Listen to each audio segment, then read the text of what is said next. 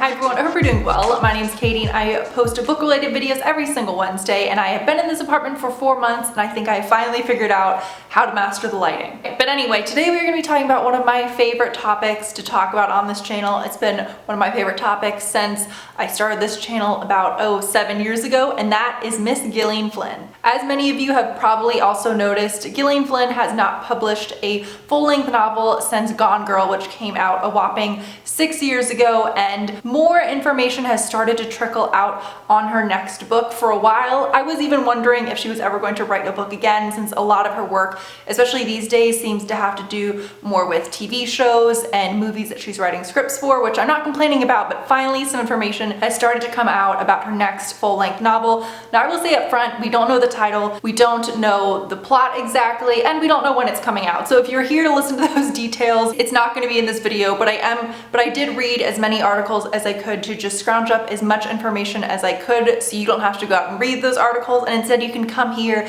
and just find all the info in one place. So in terms of what we know about her next book, I have quite a few quotes from her, so if I'm looking off to the side, I'm reading those. But the first quote is not very surprising, but it also makes me very happy. And she says, "It's very sinister and dark, and there are definitely some funny pieces to it." Brett, my husband, has read the first page, which is a fucking spectacular first page. And then she continues to say that it mainly has a feeling of dread. "I love the slow-boiled dread of something's wrong here. I don't know what it is." So the tone sounds very similar to her previous books, which makes me very happy. And I think she described her writing style really well.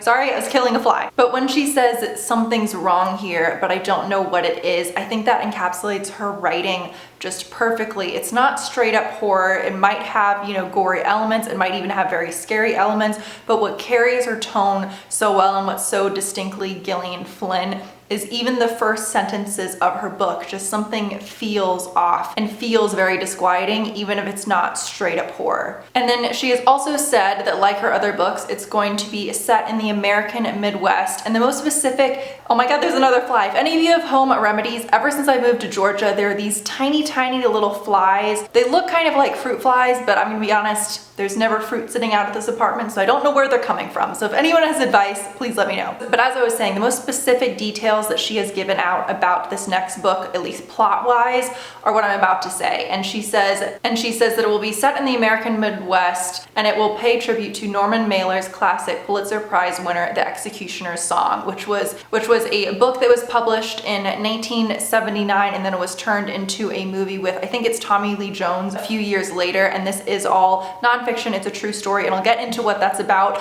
I don't consider this a spoiler because this book is just paying tribute to all of this, and this is nonfiction. Again, these are all real events. If she's saying this is paying tribute to The Executioner's Song, and she's also saying she doesn't want to give out a lot of details plot-wise about the book, I highly doubt the plot is going to be that similar to The Executioner's Song, so I wouldn't worry about spoilers. She says the idea is a big folkloric tale of murder, and that idea that an act of violence can span time and lives. It's in the same vein of, as she was saying, The Executioner's Song.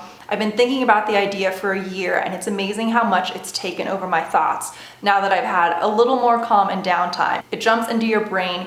Even when you're giving your child a bath, your brain starts going to it. And so I looked up a little bit more about what The Executioner's Song is about. I definitely heard of it before, but plot-wise and the history of what happened, I wasn't incredibly familiar with, but it has to do with in 1976, Gary Gilmore killed 2 men in cold blood. I believe he robbed them both, and then when he went onto death row, he actually argued that he wanted to be killed as soon as possible, and then he also chose the method for how he wanted to be executed. And I'm really curious if the main character's point of view, if they're the one who committed the act of violence, or if they were on the receiving end, or maybe it just affected them in some other way. And as I said, there isn't a lot of information on dates, but she did say back in March that she was about halfway through the first solid draft of the book. So that's about 4 or 5 months ago. She was halfway through the first solid draft.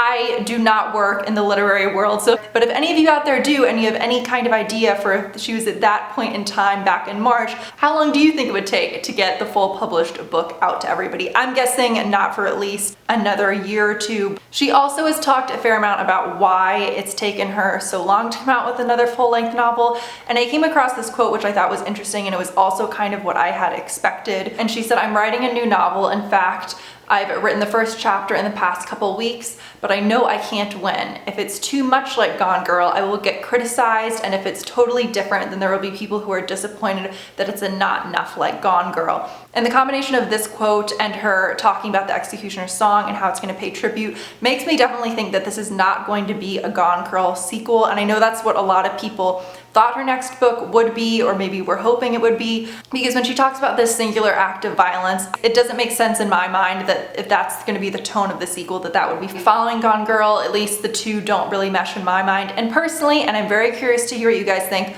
that makes me very happy, because I definitely do not want a Gone Girl sequel, and I'm really, really curious. I want you guys to comment down below. Were you hoping this would be a Gone Girl sequel, or similar to Gone Girl, or just something totally different? Personally, for me, as much as I loved Gone Girl, and I'm gonna sound like a Gillian Flynn hipster for a second, and I'm okay with that, but I adored Gillian Flynn far before Gone Girl. I had read Dark Places and Sharp Objects, and if I'm ranking of what I've read by her, I think it would be Dark Places, then Gone Girl, then Sharp Objects, and then what was the novella she came out with. But again, that's not to say because Sharp Objects is in third, I disliked it. I love all of her books. Again, as you guys know, she's my favorite author of all time, so even if Sharp Objects is in third, I still gave it 5 stars.